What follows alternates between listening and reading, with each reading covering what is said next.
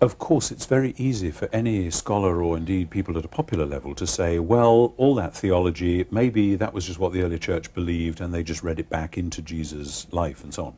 Now, of course, the early church did believe it, and it was shaping their life, and that's why they did what they did.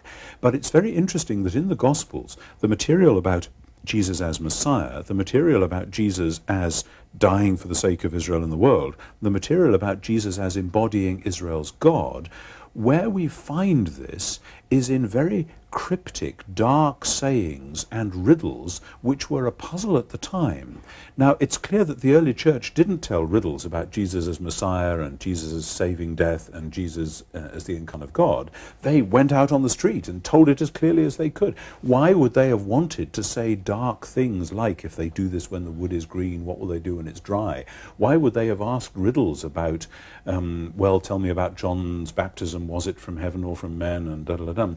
And why would they have told these strange stories about a king coming back and the servants and so on?